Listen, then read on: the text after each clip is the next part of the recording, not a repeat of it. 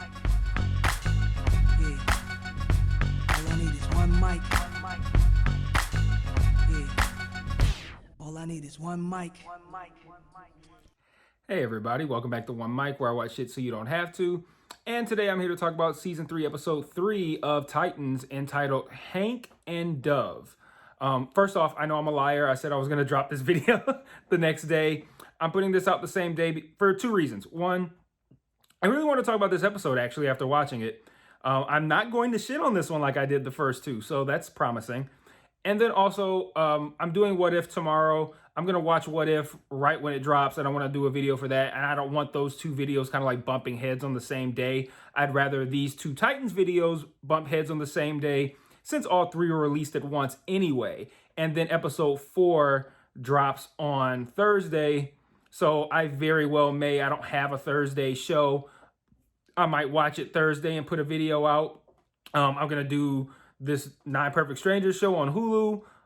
That's going to come out Thursday. So I'd rather just kind of like, rather than jam a whole bunch of shit into those 2 days, I'd rather put these two videos out same day, since those 3 episodes were all released at one time anyway. But the reason I said Hank and Dove, kind of like I wondered if that I wonder if that title was a mistake, because it just seems weird to have the person's name and the other person's superhero name in the title. Like, I feel like it was supposed to be Hank and Dawn and just nobody caught it, or it was supposed to. I don't think it was supposed to be Hawk and Dove, because I feel like they actually had an episode already called Hawk and Dove, but I don't know. I feel like it should have been Hank and Dawn, because I mean that's kind of the focus, right? Like, there's no Dove here. Like, I mean, she appears obviously as Dove, but like this episode mainly focused on, not mainly focused, but it did partially focus on Hank and Dawn's relationship. So it just made me wonder if, like, while I've been shitting on the writing of this show, if they actually fucked up the episode title and nobody caught it. But aside from that, I actually thought this episode recovered quite well from my criticisms of the first two. It still had, the whole weed thing with Crane, but like, at the end of the day, I don't like the whole idea of putting everything, putting all this like risque shit to the forefront in favor of hiding, like masking like the poor writing and the poor dialogue in other ways. But, at the end of the day, if that's what it's gonna be, that's what it's gonna be. So I have to either decide to accept it and move on, or say, fuck this, I'm not watching anymore. And I don't feel like that's enough to make me not watch the show anymore or not do any videos. It was just a thing where I'm like, I see what's happening here. I don't like it. And I can choose to roll with it, or I can choose to turn my back on it. So at the end of the day, that's been this show for 2 full seasons and part of a third now. So, I can look at it as a criticism, and it is a criticism. I still think that's what they're doing, but it is what it is. And if they're going to play this whole weed angle with Crane, maybe they're going to play it up to, to a bigger impact at some point later in the season. I'm going to look back like, they were planting the seeds for something bigger with this whole weed thing that seemed irrelevant. And, it turned out pretty cool. I don't think they have the writing staff to pull off something like that, but hey, who knows, right? So, that did still happen, but, at the end of the day, a lot of the things were kind of, I did feel like this episode turned a corner in a positive way. So, what I want to start with is the fact that we had the reveal at the end of episode 2 of Jason being the Red Hood. And like I mentioned, already knew this from the comics, right? My concern was that they were going to play that out for the whole season. And I think in the comments, I think the name Gaming with Z, shout out to you for your comments, but he mentioned that everything feels, he or she, I don't want to assume the gender, mentioned that everything is played out really, really fast on this show. And that's true. And a lot of those things I don't like. But what I will say is I do, and I said this at the end of this previous video, I do like the fact that they did the reveal early, because that gives them a lot of room to work moving forward throughout the season. And then in episode 3, they promptly proved that to be an accurate assessment, because they allowed this allowed them to have Jason, the character, escalate things to another level. Because the way this episode ended, it wouldn't have hit the same if it was just Red Hood. But the fact that we already knew it was Jason allowed them to do something like this that gave them an opportunity to put like something of an actual big emotional moment into an episode that now this team is going to have to cope with for the rest of the season. So I'm going to talk about some of the things I like. I'm going to talk about some of the things I didn't like. And most of it's going to revolve around Hank, as did this episode mostly revolved around Hank. But I want to start by saying that I like the fact that even though I say like they in episode 1, I said that they dumbed down Batman and Batgirl to kind of make Dick look smarter. Like Dick still is making the right assessments here. You know, he correctly pointed out that like everything that's been going on seems a little bit out of Jason's wheelhouse, which is exactly what I've been saying. Like, I'm like, this doesn't, well, not been saying, but like I said in the last episode, the last video, that this isn't in line with Jason's character. Like there's something else helping him.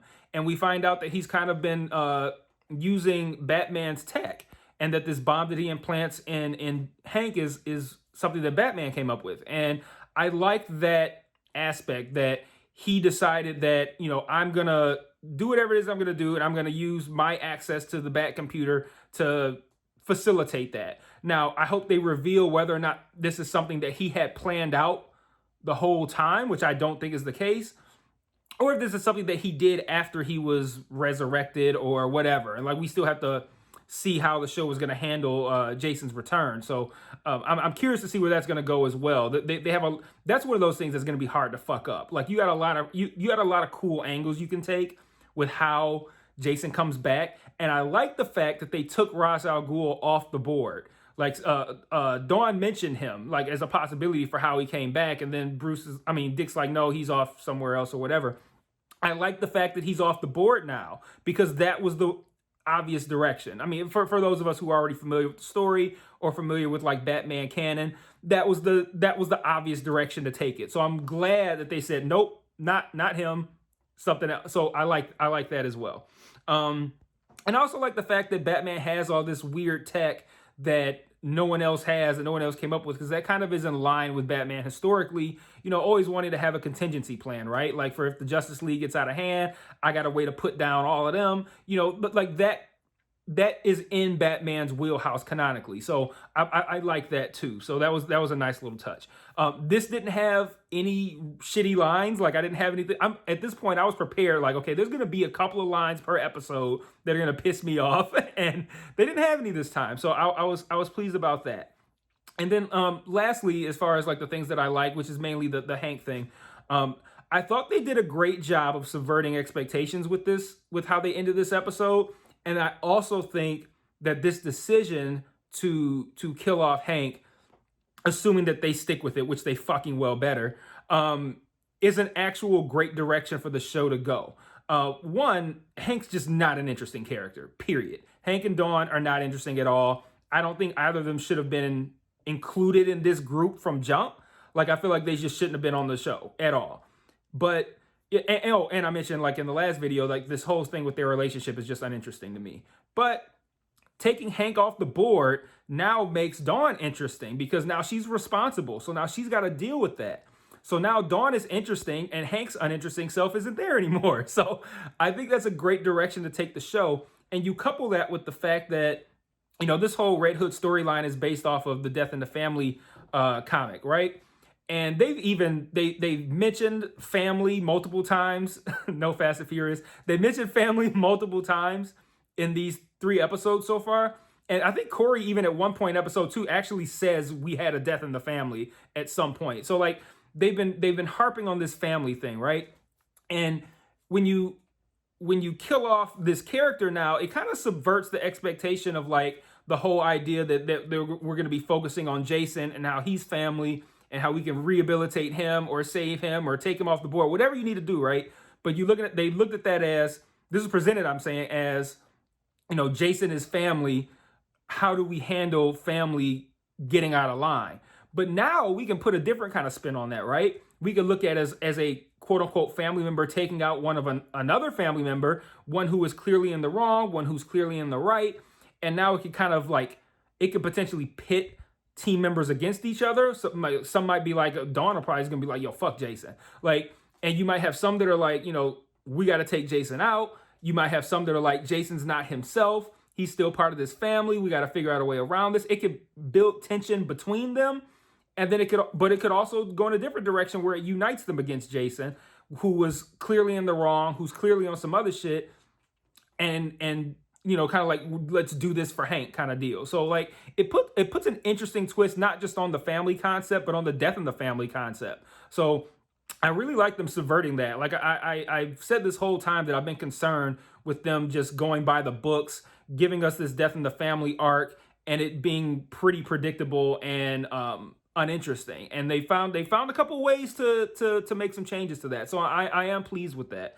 I also like how they subverted expectations regarding how Hank dies, because I didn't think that Hank was going to die. I thought they were going to go the regular generic fucking route where Connor's going to make this deactivator. He's going to get it to him. He's going to speed over there right on time with one heartbeat left, save the day. Hooray. And I rolled my eyes right into the back of my skull. Like, okay, come on. Like, you can't, like, can you do something even a little interesting? And they really played that up, that like that was what was going to happen. And then you added in the fact that they had Dawn with a gun pointed at Jason, and Jason saying, I'm holding the deactivator. You shoot me, I release it, he's safe. So now that puts Dawn in a tough spot, because if she does it, well, first, before I even say if she does it, I never even entertained the thought that that gun was loaded. And the whole time I'm like, the gun ain't loaded. Like, Jason's not going to sacrifice himself for Hank, put himself in a position where he would die so that Dawn could save Hank. What's the point to that? There's no point to that. This is some like Joker type shit that he's doing right here. Like, I never entertained the thought that the gun was loaded. So I'm thinking that she's going to pull the trigger at some point. It's not going to be loaded. And now now Jason is going to know that you've chosen Hank over him, and that y'all don't really rock with him no more. And it's just going to further push him away. And the goal is to bring him back into the fold, let him know that you know, he's family and you still fuck with him. If Dawn pulls that trigger, now Jason lives, he's fine, but now he knows that Dawn was willing to kill him. So I'm thinking like, okay, this is still very predictable. This kind of gambit has been done in shows multiple times. So for sure, I'm like, there's no way this gun is loaded. So I'm just looking at it from the perspective of which way is this gonna go? Is she gonna not pull the trigger and they do whatever they decide that they're gonna do, or is she gonna pull the trigger? The gun's empty, and now Jason knows that she was willing to kill him. But they took it a step farther by making the gun the detonator. So now that makes it so that not only does now Jason wins on two levels. One, he knows that Dawn was willing to kill him, and two, Hank's dead. So now Dawn just killed Hank because she was willing to sacrifice Jason, not I was willing to save Jason and Hank dies. Like, she was willing to kill Jason. She's unsuccessful. Jason knows she was willing to kill him, and now Hank is also dead. So I thought that was like a really great story, because that I did not see coming. I did not see coming and then they did the whole thing with Connor getting it down to 0 seconds right before Hank's device is about to explode. He has the ability to zoom right in there. There was 5 heartbeats left. And you're thinking like, oh, this is it right here, that he's going to make it in time and Dawn's not going to have to make the decision at all. But with her making that decision and pulling that trigger, she stopped Connor from getting there in time. Like, he would have made it, and she stopped it. So like, they did a great job, I think, of subverting the expectations in those final moments, and setting up a situation where now the stakes are much higher for the rest of the season. And there's some interesting places they can go. And you still got Scarecrow on the table. There's a lot of interesting things they can do. We still have whatever's going on with Corey, which is, again, I still feel like that now they're doing even less with that. I feel like now they can kind of like push that forward a little bit more, because I feel like when you have 3 episodes that you know are dropping day one, you're gonna want to put that as almost like one episode, where people can just go through those 3 and feel like, okay, they just watched one story essentially. And they did that. You have one story where Jason dies, Jason becomes Red Hood, Jason sets up a situation where they kill Hank. And now you can move through the rest of the season with all of those things at play. We know Corey's, something's going on with her. We know we still have not seen Rachel, which is another thing. I'm like, how long are you going to drag this out? But then again, it makes sense because that's not part of the three episode arc that they wanted to tell. So I'll give them that. But you still have that on the table. You still have Crane, whatever's going to happen with him. I don't like that they're doing this Hannibal Lecter thing. It's very fucking, like, again, unimaginative writing. Like, let's just do this Hannibal Lecter Silence of the Lambs shit.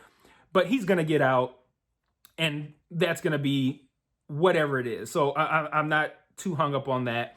You have that still left to play. But I think the most interesting thing that they have to play with is Jason knowing that they were willing to, well, he's going to say it was all of them were willing to kill him, but Dawn was willing to kill him to save Hank.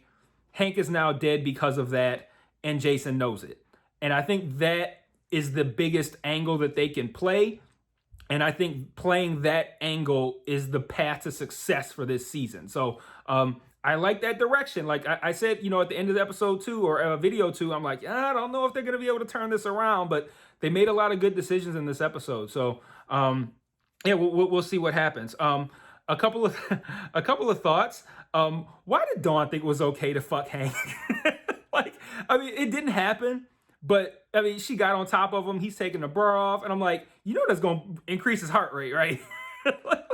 Like, you really gonna shorten his time on Earth just to, I don't know, or is he really gonna shorten his time on Earth? Like, I mean, well,